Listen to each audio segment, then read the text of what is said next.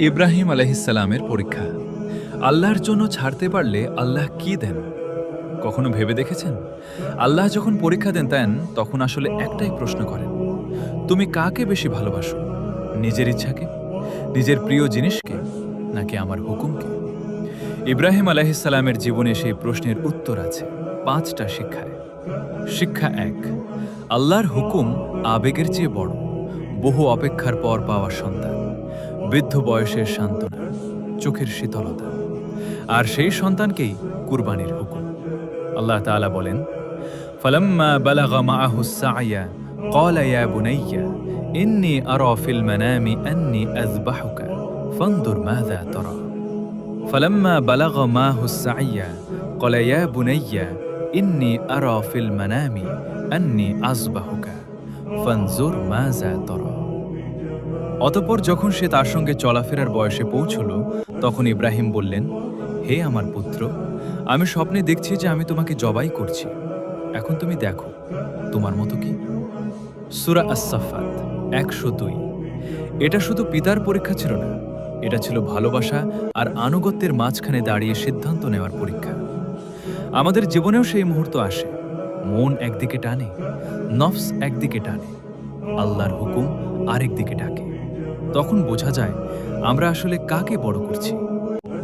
শিক্ষা ২, সন্তানের ঈমানি জবাব হঠাৎ তৈরি হয় না। ইসমাঈল আলাইহিসসালাম পালাননি, প্রশ্ন করেননি, কাঁদেননি, শুধু বললেন, ক্বালা ইয়া আবাতি ইফআল মা তু'মার সাতাজিদুনি ইনশাআল্লাহু মিনাস সাবিরিন। ক্বালা ইয়া আবাতি ইফআল মা তু'মার সাতাজিদুনি ইনশাআল্লাহু মিনাস সাবিরিন। হে আমার পিতা, আপনাকে যা আদেশ করা হয়েছে আপনি তাই করুন। ইনশাআল্লাহ আপনি আমাকে ধৈর্যশীলদের অন্তর্ভুক্ত পাবেন। সূরা আস-সাফফাত ১০২। এমন কথা কোথা থেকে আসে? যে হৃদয়ে ছোটবেলা থেকে আল্লাহর পরিচয় বসানো হয়েছে, সেই হৃদয় থেকেই। আজ আমরা সন্তানের জন্য কি নিয়ে বেশি ভাবি? স্কুল, পড়াশোনা, ক্যারিয়ার, টাকা। কিন্তু সবচেয়ে বড় প্রশ্নটা করা হয় না, আমার সন্তান আল্লাহকে চিনছে তো? আমার সন্তান আল্লাহর হুকুমের সামনে নত হতে শিখছে তো? সন্তানকে শুধু সফল বানালেই হবে না, আল্লাহ ভীরু বানাতে হবে। শিক্ষা ৩, কুরবানি আগে অন্তরে হয়, পরে হাতে। ফালাম্মা আসলামা ওয়াতাল্লাহু লিল জাবিন। উচ্চারণ, ফালাম্মা আসলামা ওয়াতাল্লাহু লিল জাবিন। অতঃপর যখন তারা দুজনেই আত্মসমর্পণ করল এবং ইব্রাহিম তাকে কাঁধ করে শুইয়ে দিলেন। সূরা আস-সাফফাত ১০৩। ছুরি চলার আগেই কুরবানি হয়ে গেছে, রক্ত ঝরার আগেই আনুগত্য প্রমাণ হয়ে গেছে। আল্লাহ চাননি সন্তানের রক্ত, আল্লাহ দেখেছিলেন বান্দার হৃদয়। আল্লাহ তাআলা বলেন, লা ইয়ানালাল্লাহা লুহুমুহা ওয়ালা দিমাউহা ওয়ালাকিন ইয়ানালুহুত তাকওয়া মিনকুম। উচ্চারণ, লা ইয়ানালাল্লাহা লুহুমুহা ওয়ালা দিমাউহা ওয়ালাকিন ইয়ানালুহুত তাকওয়া মিনকুম। আল্লাহর কাছে এগুলোর গোশত পৌঁছে না, রক্তও পৌঁছে না, বরং তোমাদের তাকওয়াই তার কাছে পৌঁছে। সূরা আল-হজ্জ ৩৭। তাই কুরবানির আগে নিজেকে জিজ্ঞেস করুন, আমি কি আল্লাহর জন্য নিজের অহংকার ছাড়তে পারছি? আমি কি আল্লাহর জন্য কোনো গুনাহ ছাড়তে পারছি? আমি কি আল্লাহর জন্য নফসকে নিয়ন্ত্রণ করতে পারছি?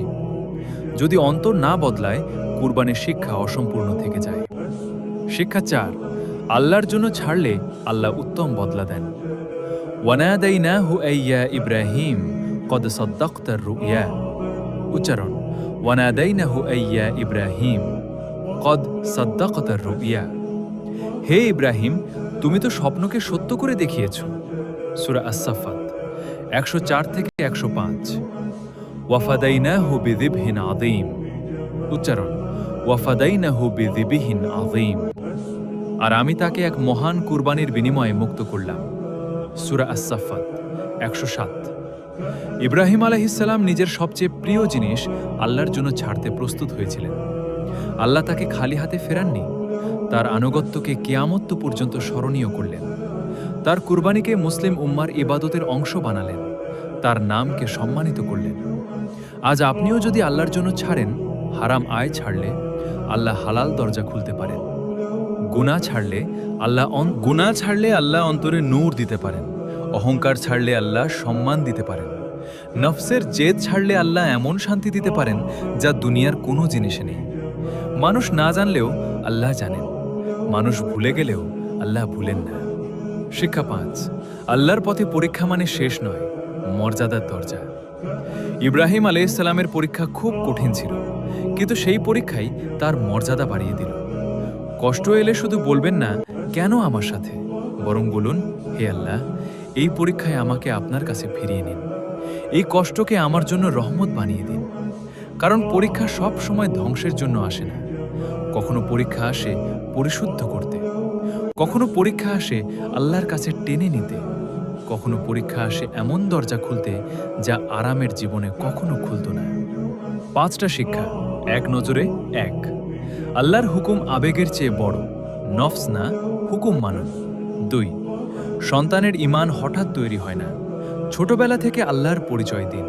3, কুরবানি আগে অন্তরে হয়, তাকওয়াই আল্লাহর কাছে পৌঁছে। 4, আল্লাহর জন্য ছাড়লে বদলা আসে, আল্লাহ কখনো খালি হাতে ফেরান না। 5, পরীক্ষা মর্যাদার দরজা, কষ্টে আল্লাহর কাছে ফিরুন, আজ একটাই দোয়া করুন, রব্বানা তাকাব্বাল মিন্না ইন্নাকা আনতাস সামিউল আলিম।